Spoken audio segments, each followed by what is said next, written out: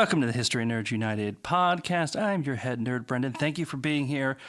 Today, Riley Black, author of The Last Days of the Dinosaurs, an actual paleontologist, like not a made-up paleontologist in a movie or anything like that, an actual paleontologist. Riley was fantastic. She wrote a fantastic book. I mean, it's dinosaurs, right? So it's already going to be good. But we talk about how she put it all together, everything that she thought about how to talk about the book and how to present it.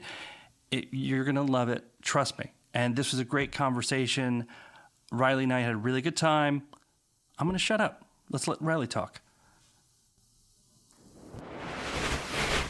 All right. Welcoming to the podcast, Riley Black. Riley, thank you so much for coming on. Oh, it's great to be on here. Thank you so much for inviting me. So now, Riley, we have you on because you're an author, but we need to start with your day job, which is you are a honest-to-God paleontologist. That's right. Yeah. So I make most of my living writing about dinosaurs and other fossils, which is super fun. And that lets me have the flexibility to go out in the field and actually dig stuff up. Particularly in the summer, we're getting to about that time of year now.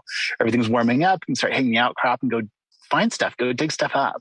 I feel like paleontologist is one of those jobs where if you say to somebody at a bar or something, they're going to be like, you're probably lying, right? You don't meet paleontologists out in real life. Like, you know exactly what a paleontologist does, but you just don't kind of run into those people. Is that something you'll have to explain to people? Like, no, really, dinosaurs, that's my thing? Or is everybody just so in awe of your job that they're just like, okay, tell me more immediately? Well, it's kind of like architects in like movies, right? Like so many people are like, oh, they're dating an architect. But like, when does it actually happen? Exactly. Like, we know architects exist and they're in the world. And yet I don't know if I've ever met one personally, other than my girlfriend who used to study architecture. But I used to get like, oh, like Ross from Friends quite a bit. And I'd be like, well, no, not like Ross from Friends, because I actually do my job. He was actually a pretty terrible paleontologist. But it's one of those things where it's so strange. I feel like there's not really like a sort of a common metric or like for what does that involve, and the sort of things that I can kind of hold forth on or talk about or get excited about may or may not be what keeps the other person's attention. So it can be hit or miss. Either conversations that go super duper well, or things where it's just like, I have no idea what to even like talk to you about right now. That was one of the questions I needed to know. Is Ross Geller the worst representation of a paleontologist in media history? Or is there anybody worse that I'm not thinking of? I mean, I'm trying to think of, there's certainly sort of nefarious paleontologists and stuff in plenty of media history of one form or another, but they had it together. They seemed driven. So I'm going to give them some points for that. Ross just seemed to be kind of just whiny, like a, Friends isn't there for the realism, as we all know. And yet I would expect a paleontologist to be constantly sweating like grant proposals or like grad students that need wrangling or whatever else. It'd be like kind of like he was a paleontologist, like in name only, occasionally be like, oh, I got to go to Mongolia for, a couple months. And that was about it. So it doesn't really he's a paleontologist in the same way that a squirrel is a tree. Like it's, there's some common DNA shared there, but the resemblance doesn't really exist. Well, I also don't want to crush people's dreams, but is paleontologist one of those jobs where the actual time you get to do the cool stuff is very small in comparison to like what you're talking about, the grant stuff, dealing with university and museum stuff? I don't want to crush people's dreams, but I do want the truth. Well, I'll put it this way. There are lots of different ways to be a paleontologist. So people often think of like the sort of, even though he was an archaeologist, an Indiana Jones type image, kind of you have the hat and you go out in the desert and you go off these far-flung places and you dig things up and they go in the museum and that's kind of it. And it doesn't really work that way. If you want to be a professor or a curator, yeah, there's a lot of paperwork and there's a lot of meetings and usually have a lot of faculty duties as part of that. In a way, like you do more science when you're a graduate student or a postdoc than you do when you're kind of the professor or a museum curator. But there's all different forms of paleontology. There are people who their specialty is going out in the field and digging stuff up. There are people who their specialty is preparing fossils, basically freeing them from the rock and getting them ready for display or study. Mitigation paleontologists who, like, if they're building a Walmart in like San Bernardino County, they'll go out and check the site, make sure there aren't fossils there or rescue them if there are. And people like me who like, I'm primarily a science communicator, but also a paleontologist. So I get to write and talk about fossils pretty much all day long. So there are all different pathways and ways to do this. So the sort of traditional view, the sort of the Ross Geller view, I guess, would probably be a lot more class time, paperwork, forms, and then fieldwork is your escape. But there are other things where it's like most of what you do is fieldwork. So it can really vary depending on what you want to go after. Was this something you always knew you wanted to do? I know at the end of The Last Days of the Dinosaur, you get into it a little bit, but I mean, you're 5, 6, 7 years old, you love dinosaurs, right? And that's just something. And then I guess at some point you hear how many years you'll have to go to school, and a lot of people say, I'm not going to do it. So was this something that just your entire life, you're like, this is what I'm going to do? Or did you kind of love this and come back to it and try other things? How did it all come about? Yeah, so apparently when I was a little girl, I went through a couple of phases where it was very briefly, it was trucks, and then it was elephants, which I still love to this day, and then dinosaurs. So apparently big and loud were the things that caught my attention. And I remember going to the American Museum of Natural History when I was about 5 and seeing like what was then what we call the Brontosaurus, and seeing that skeleton, like the real bones, not just a picture in a book, but like the actual remains of real animals, and think about what did they sound like, how did they move, what did they eat, all this stuff that like it's so open to your imagination. And it really it instilled that love of dinosaurs and fossils in me like for the rest of my life. But I grew up in suburban New Jersey. We do have a lot of great fossils in New Jersey. A lot of them are paved over. One of the best fossil sites in the state is just behind a Target parking lot. Sounds like New Jersey. Yeah. Sounds about right. A lot of folks tell me, well, you can't be a paleontologist if you're in New Jersey. You need to go to school in Montana or something like that. And I just didn't know how I was going to get there. So I kind of shelved it. I kind of fell for the discouragement. And then when I was in college, I was studying ecology and evolution. And I wasn't having a great time of it. I was struggling with a lot of the calculus, a lot of the math. I've always had a little bit of difficulty with it. So I started to use my university access to look up papers about paleontology. I wanted to know, kind of in my off hours, all the stuff I was learning about for so many years and seeing the news reports or seeing the movies or the shows. What's the actual science? What's the actual evidence behind these things? And as I read these papers and books, I started writing about them so I could remember what I was learning a little bit better. And it really instilled this passion in me for this stuff that you find one thread and you start pulling, and there's a whole bunch of other ones, and it blows your mind every single step. And then I was able to cultivate enough of sort of a writing career, or at least enough skill as a writer, that people started oh, would you do an op-ed? Maybe you want to come blog for us. And that built one thing to the next until it became my career. So I found this kind of by accident, just failing my way into, in a sense, a writing career about paleontology that opened up a lot of possibilities for me that I wouldn't have otherwise had if I tried to go just the strictly academic route. So it's something that's always been there, but it took a little while to come back around to. Now, I'm originally from New York, so I'm going to try and keep the New Jersey comments to a minimum, but I can't promise I can eliminate them entirely. I'm going to do my best. Go for it. I mean, I lived there for, about 27 years, so I don't think you're going to say anything that's going to, make me shocked. What is the coolest place you got to go to as a paleontologist? Let me see. I mean, I did get to go to Argentina, to a place called Talampaya National Park. That was just absolutely phenomenal. And part of that's how unusual it is. The rocks are very familiar, very similar rock formations to what we have out in Utah where I live now. But the animals and the wildlife are different. You have these things called rheas, so like an emu, basically South America's version of an emu running around. And these things called maras that are a dog-sized rabbit, more or less, and all this neat stuff all around you. And that was just fascinating, getting to see how their fossils and exposures and wildlife and everything are different. But my favorite place is actually, it's on the Utah-Colorado border. It's called the Uinta Basin. And it's a place that museums historically went to when they wanted fossil mammals, when they wanted weird, impressive fossil mammals before dinosaurs really stole the show. And it dates to about 42 million years ago or so. So this is after the impact, the end of the age of dinosaurs by quite a ways, and when mammals are really starting to take off in their evolution. And there are also just a ton of turtles everywhere. It's just paved with turtle shells almost. But it's gorgeous. You hop out of the truck in the morning and it's just all these maroon and gray and tan layers of rock.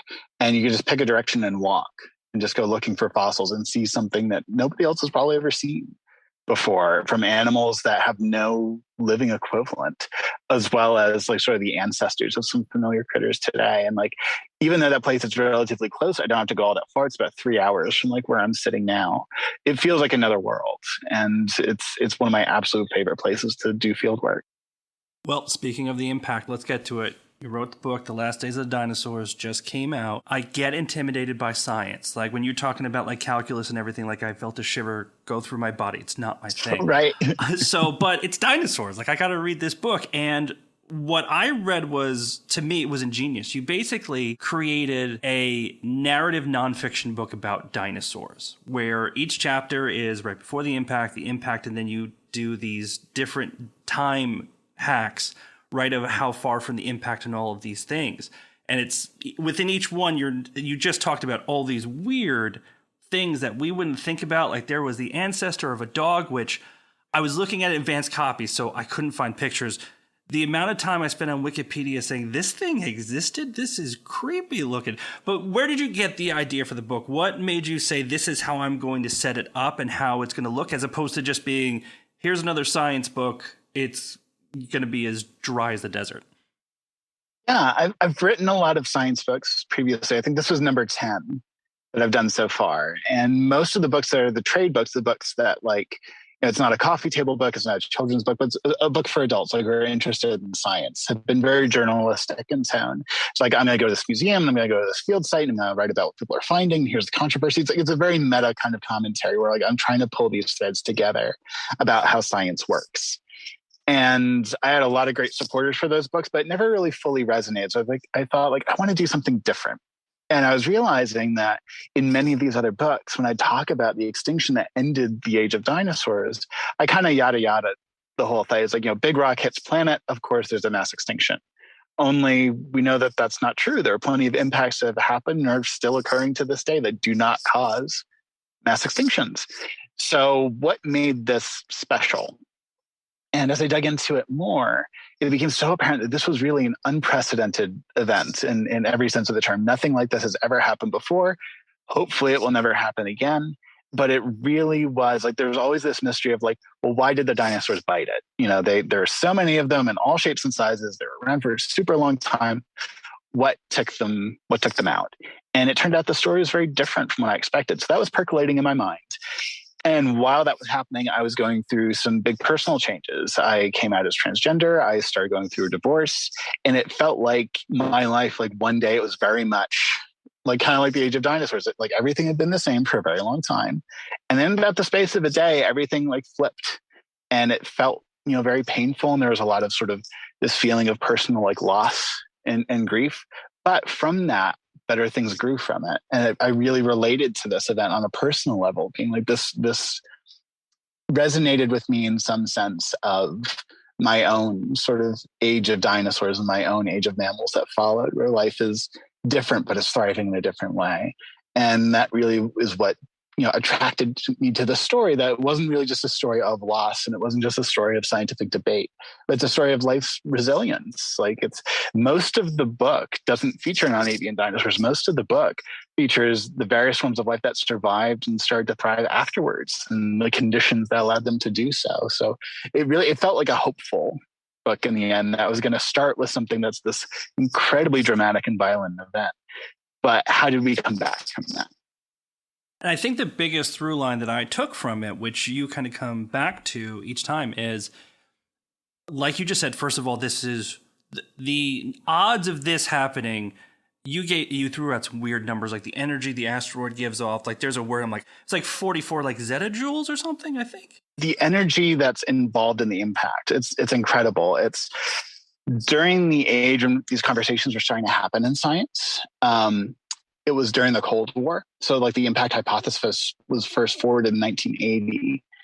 And basically at that time, what paleontologists say, like if you took all basically the nuclear arsenals of the Soviet Union, United States, and like set them all off at once, it still wouldn't even compare to the amount of energy that this impact gave off. Because when you think about a rock that's miles across, traveling at hundreds of thousands of, or thousands of miles an hour, hitting our planet, which is rotating and spinning around in its orbit, like it's an incredible amount of energy. Like there's no way to wrap our heads around that number.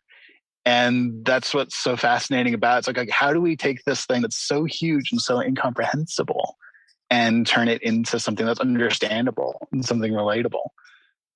Ultimately, you talk about mammals couldn't be what they were, what we know them today, most likely, unless this happened. So this incredibly rare event had to happen exactly the way it did for mammals to ultimately get to where they got to and for us to even exist. It's just a crazy amount of numbers to kind of put through your head that it all had to happen in this particular way for us to even be here right now.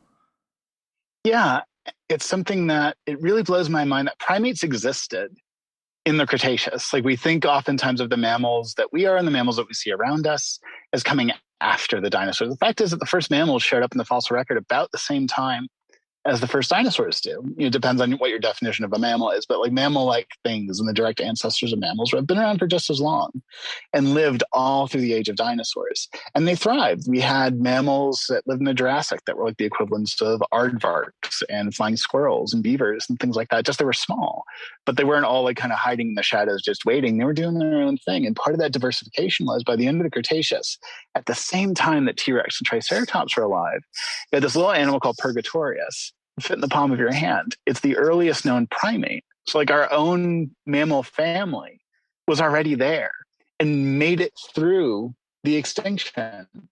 So this didn't happen afterwards. Like our ancestors could have just as easily been taken out in this same event. But because it happened and it fundamentally changed like the way the world's ecology works, it allowed mammals to do things that were never possible before. And it opened up a whole new world of possibility for this of just thriving and trying out different, body shapes and lifestyles. It's one of the neat things where I love the fact that when you think about dinosaurs and what they did, especially the herbivores, like on the landscape, they kept things open. You look at like the African savanna today, big animals like elephants and giraffes and rhinos, they eat so much, and where they walk, they trample down grass, and they kind of create this woodland habitat where you have like patches of trees and big open spaces. The same would have been true in the Cretaceous. Dinosaurs needed space to move and they need food to eat.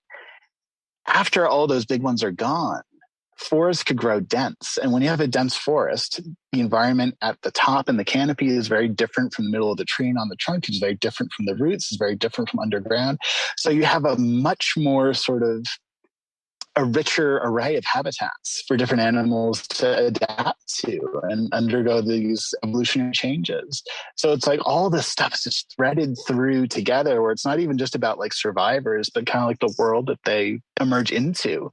And if that hadn't happened, if that had been altered or canceled, we basically wouldn't be here, and the world would be very different. There's no reason to think that the non-avian dinosaurs like would have gone extinct for some other means if this impact didn't happen.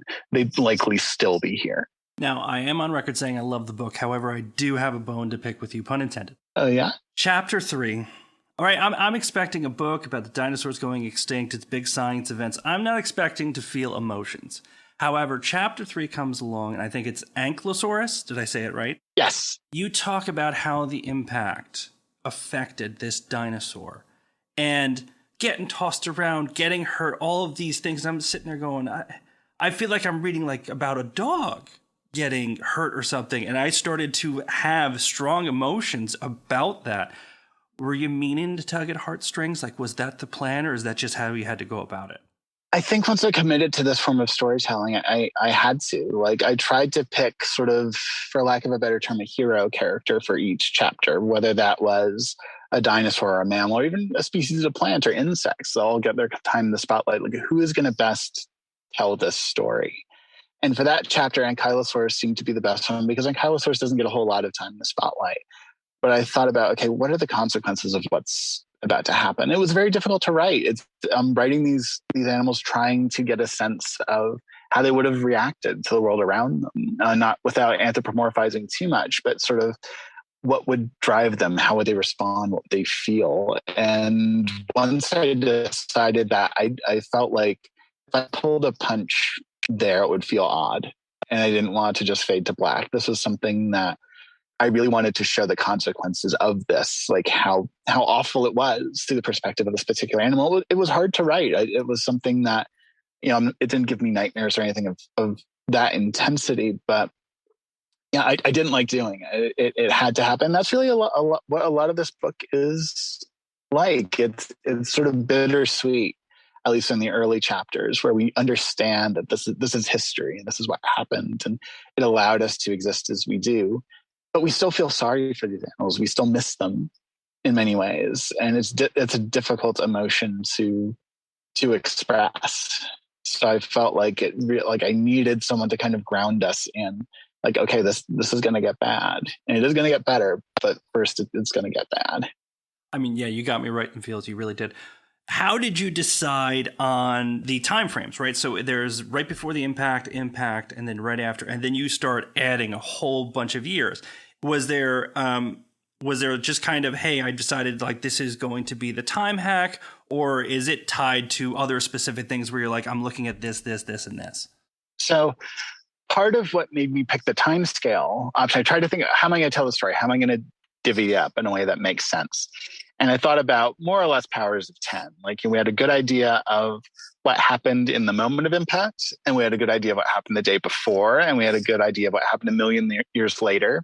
And I talk about this as a whole chapter devoted to the fern spike, which we've dated to about 100,000 years after impact. So like putting those points together, it's like, okay, can I fill in these other time points in between? Like, do we have enough evidence where I can say something meaningful about this? And in most cases, it was yes. There was one chapter that I added. It was the very last one. The book was more or less written. It's a chapter that features a little snake and a monitor lizard. I think it's like about 100,000 years or so after impact, or it might have been 10,000 years after impact. But those, like, that's the one that involves the most guesswork, just because like we know that they were around. We know something about what the conditions were like, but we don't necessarily have direct evidence. We don't always have the time frames to say this like very specifically. And that's why there's a whole appendix where I say like, this is coming from this research, and this I just made up, and this is based upon like what we know from living animals. But really, once I came across that, okay, like I can meaningfully say something about the second and the hour and the day and the week and the month, then the rest of it just became, okay, where am I slotting each story? Which organisms and which sort of events belong where? And it really kind of appeared by itself. And that's something that I wouldn't have been able to do maybe 10 years ago. This is a book that's very much possible because of some of our recent discoveries and research papers, figuring out what happened like in those more refined timescales. So like, I really am excited to see like maybe, another 10 years from now, like what we're able to parse out each of these moments. And I like that you mentioned the appendix. It's a must read by itself. Because as you mentioned, this is not all guesswork, right? It's not just like, oh, we think there was a dinosaur that might have done this. You do have some actual real science that can point to some very specific incidents. So, and then at the end, you're like, hey, in the appendix, I'm going to tell you what I had to kind of guess at and what I kind of know. And I mean, that's its own must read, because I got to the end, I'm like, oh, I want to know what Riley had to make up. Riley is like, no, this happened. I can tell you this is science right here. Yeah, absolutely. I mean, there are a number of things, like there's a whole opening scene where this T-Rex comes along to a dead Triceratops and opens up that carcass. And that's something that's not based on any specific fossil discovery, but rather like an observation I made in Yellowstone, watching a grizzly bear and a wolf basically take turns on this carcass, and how all these birds were kind of like waiting for a larger animal to do that. It's like, okay, well, if that's true in our modern ecosystems, it probably was true back in the Cretaceous as well. So I used a little bit of that, like things that we know about animals today, because we do that in paleobiology all the time. But there are other things that are based on very specific fossil analyses or fossil discoveries. And there's some connective tissue that's like, okay, this is speculation, but we know that these are animals. We know that they had a brain and a heart and a nervous system, and that they moved and they had to feed in some fashion. So even the things that might seem like might eventually be contradicted, or we can't know that for sure, they're based in something. And I mentioned this in the appendix. There's this book that came out in the late 19th century called The World Before the Deluge. And in it, there's an illustration of an early bird called Archaeopteryx. And at the time, we didn't know what the head of Archaeopteryx looked like. It just hadn't been identified yet. It was on the fossil slab, but people thought it was like fish jaws or something like that, because no one had seen a toothed bird before.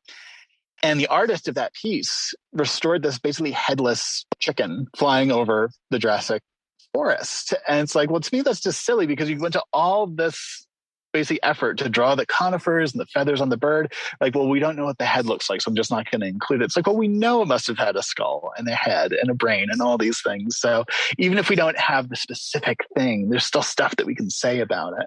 And that's what I love about paleontology in general, and why I really want to write the story, because it requires imagination. It requires saying, okay, we kind of have the scaffold or the outline of how these animals lived. What does that tell us about the things that we're not seeing or that must have existed that we don't have information on yet? And it requires both the hard evidence and our ability to speculate and imagine and make guesses.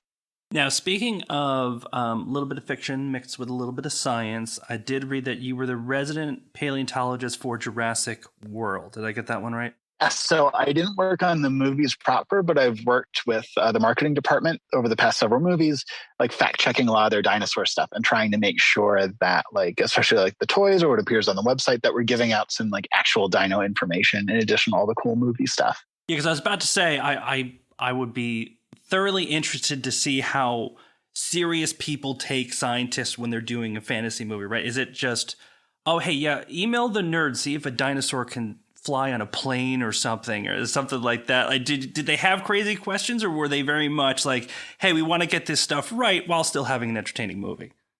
It was more the latter. It was more like, okay, the dinosaurs and the creatures in the movies are going to be a little bit larger than life. They're going to look a little bit different. They might not have feathers when they're supposed to. But we can talk about like the actual fossils and where they're found and what we're learning, or a number of creatures that are maybe mentioned by name but don't appear in the films. And we can give some information about that. So a lot of it was like, okay, we have the film version, but there's also the real life animals. And how do those two compare to each other? And what are the differences? And are there some, even like in the case of something like the Velociraptor in the films, you know, that they've been there since the first movies, they're actually based on another dinosaur called Deinonychus. Like, actual Velociraptor was way smaller, as we know. There's no evidence that they engaged in pack hunting behavior. Most of what the raptors are in the film is based upon a different dinosaur. So I'm able to take information that we know about Deinonychus and say, like, okay, based upon this other research, this is where this is coming from. And that's always fun to do. It's kind of like letting people peek behind the scenes a little bit and like how these decisions are made. Because the thing is, we have a new, Jurassic World movie coming out this summer.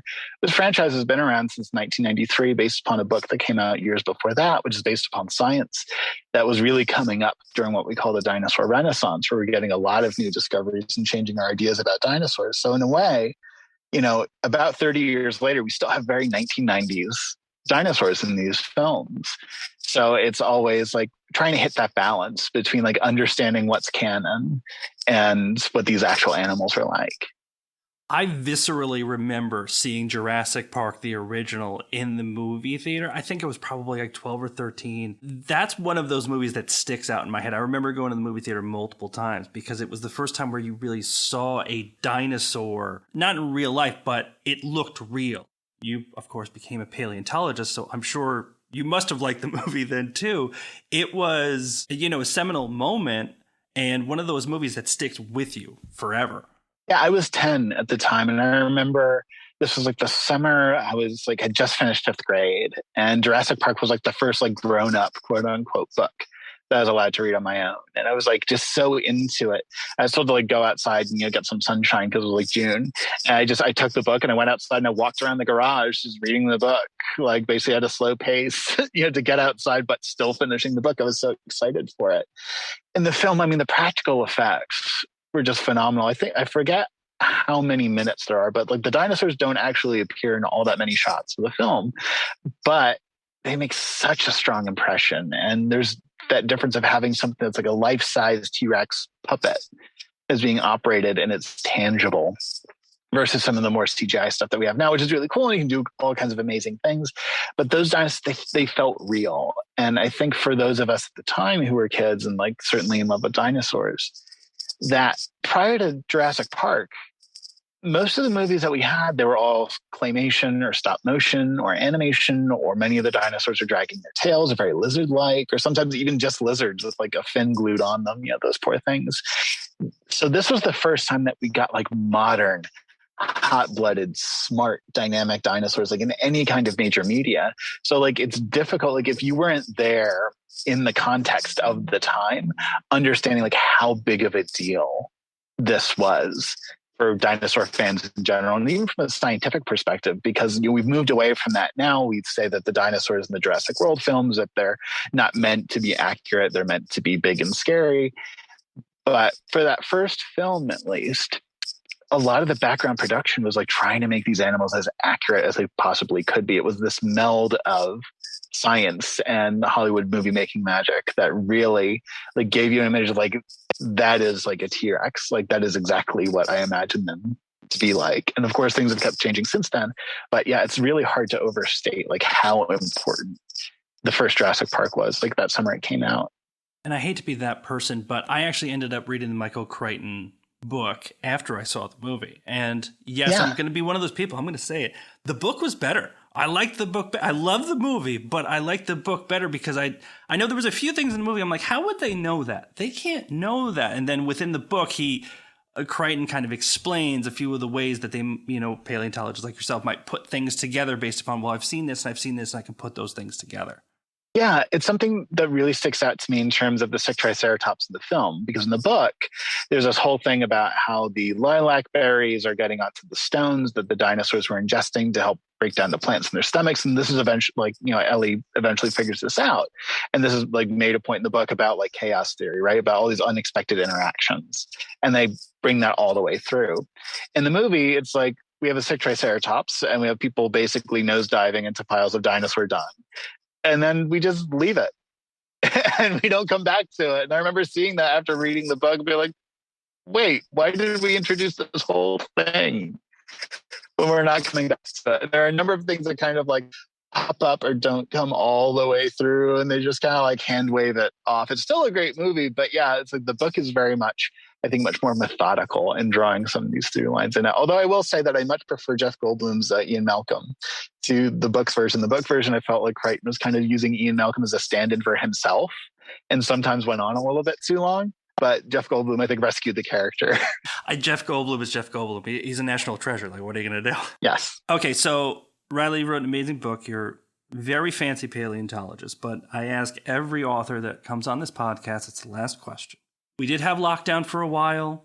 It's about time we exercise some demons. Will you admit to the audience, what was the trashy TV shows that you watched when you were locked down and couldn't do everything you wanted to do? Oh, goodness. What trashy shows? I mean, I will admit that against my better judgment, I did watch the entirety of Tiger King in a weekend. That's just a classic. That's not trashy. That's just classic. Well, it's something where it does feel a little bit, it had a bit of exploitation filmmaking about it, where it's like at the end of it, it's like, I feel kind of gross for having watching this. I know it was like had a cultural moment, but I was like, ooh, I'm not really sure about this one. Other than that, let me see. I don't watch a ton of television, but my girlfriend and I, we played a lot of games. So we got really into games like Undertale and doing all the various like permutations of that, because there are all these different storylines that you can go through. So yeah, I'm trying to rack my brain for something that really was just like, nope, this is my guilty pleasure. But honestly, like my guilty pleasures are usually things like monster movies. Like, I have and certainly love all the Godzilla movies. Anything that's super cheesy, anything that's a sequel that didn't, was in movie theaters for like a week and then disappeared, I really love. There's a great one called Curse 2, The Bite, that I watched during the pandemic about a guy who basically gets bitten by a mutant snake and his hand kind of turns into a snake. Oh, and it turns out he's full of snakes. And it's things like that where it's just like, this is so awful and I love it so much. Oh, I'm going to have to do some Googling after this. Well, listen, Riley, thank you so much. It was great to have you on. The book is fantastic, and I'm sure it's going to sell really well because, dinosaurs, come on now. Oh, I certainly hope so. And I think it's an important story to tell, like it's not just an ending, it's also the beginning of things that we see around us. And I hope people take that away when they put the book down. Well, Riley, thank you so much. Thank you, Riley Black, for coming on. Had a wonderful time. Go out and buy her book, The Last of the Dinosaurs. It is available now. As far as we're concerned, head on out, nerds. Instagram, Twitter, Facebook. Listen to the other episodes of the podcast. Leave us comments. Rate us, all of those things. We've got a lot of great stuff going on. Want you to be a part of it. Let us know how we're doing. Let us know what you want more of. Until then, talk to you later, nerds.